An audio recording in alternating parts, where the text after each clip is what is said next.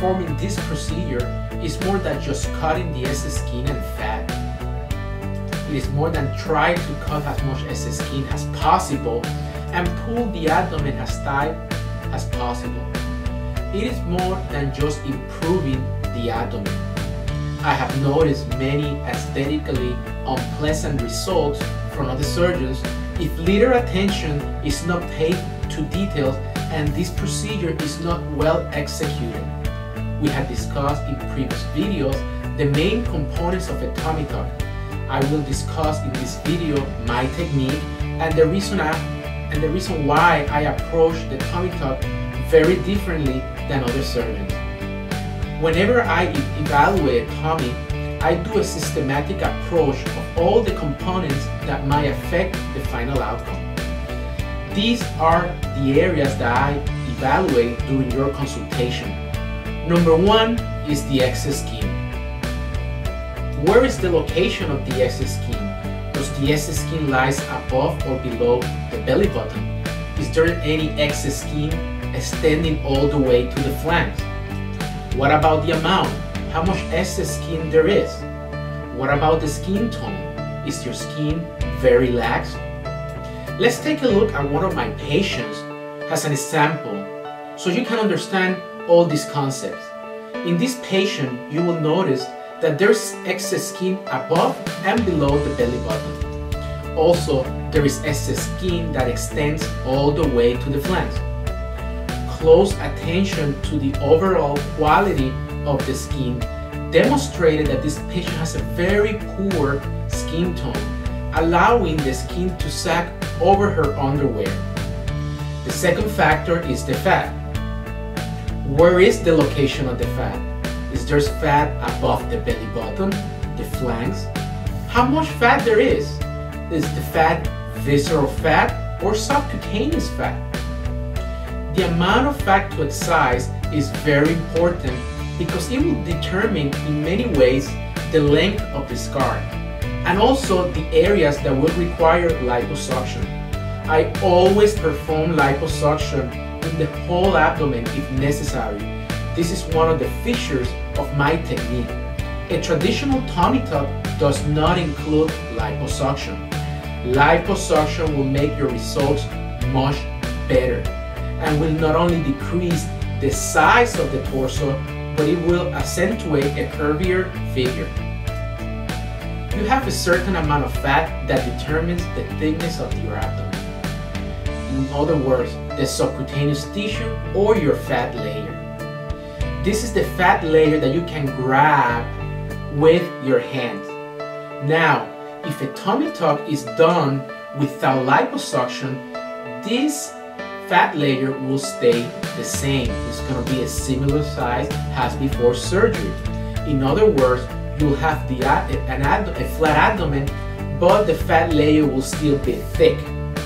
Liposuction will decrease the thickness of this layer, allowing me to sculpt your abdomen and have better results. Now let's go back to my patient. This patient has excessive fat on the lower abdomen, upper abdomen, and flanks. The upper abdomen and flanks will require liposuction. Now, the lower abdomen, I don't typically do liposuction because this is an area that I'm gonna surgically excise during the tummy tuck procedure.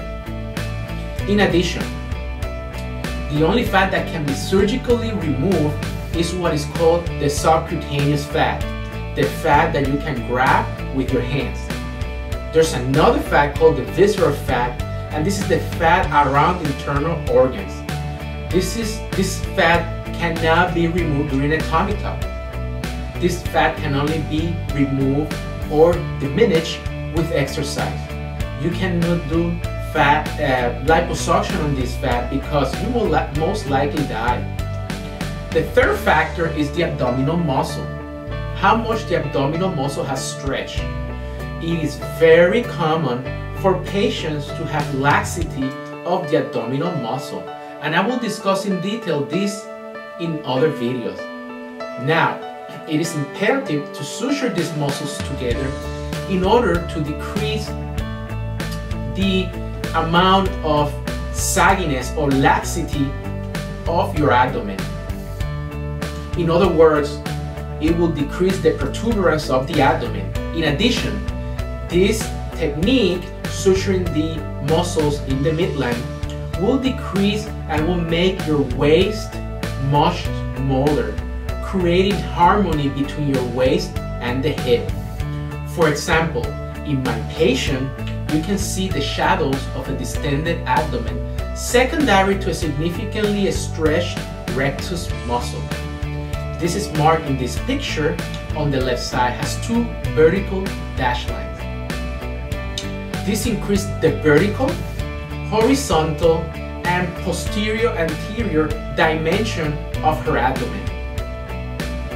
Another feature of my technique is not only assessing the abdominal area, but also all the aesthetic units that surrounds the abdomen. The final outcome of a well-executed tummy tuck is also determined by paying attention to all these anatomical areas.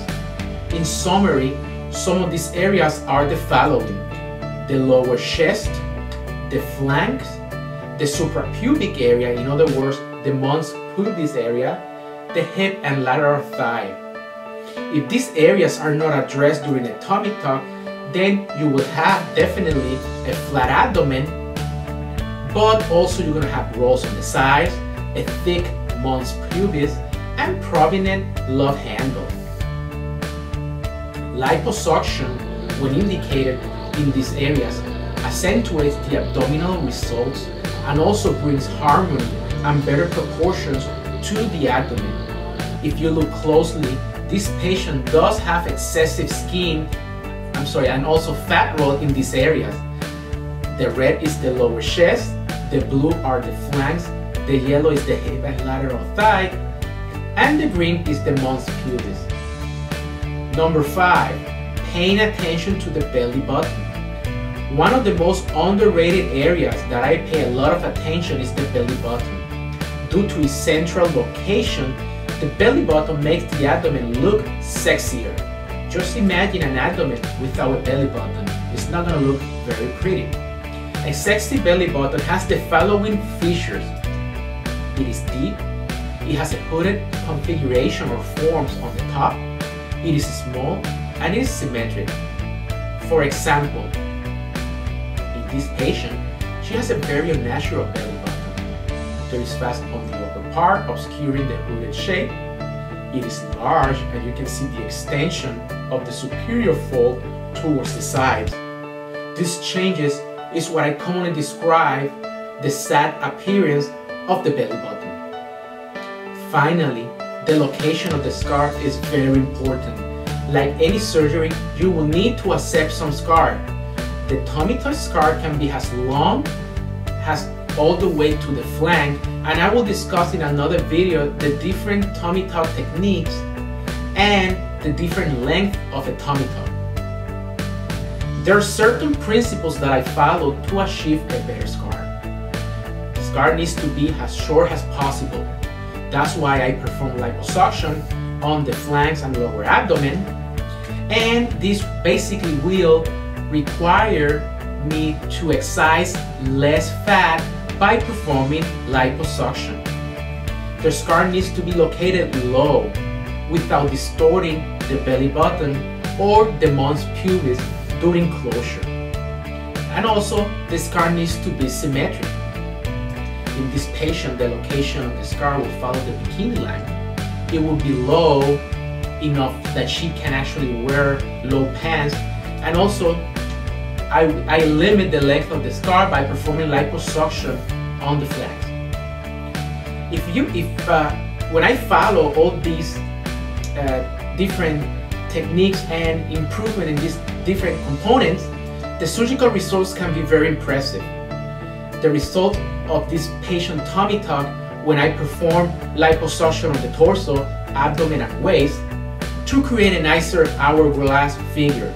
Liposuction of the flank, liposuction of the hip, upper thighs, and mons pubis, suturing the abdominal muscle, creating a flatter abdomen and a smaller waist, a low scar, abdominal scar, so she can wear sexier underwear and clothes, and a deep hooded belly button that creates harmony with the rest of the body with a happier look.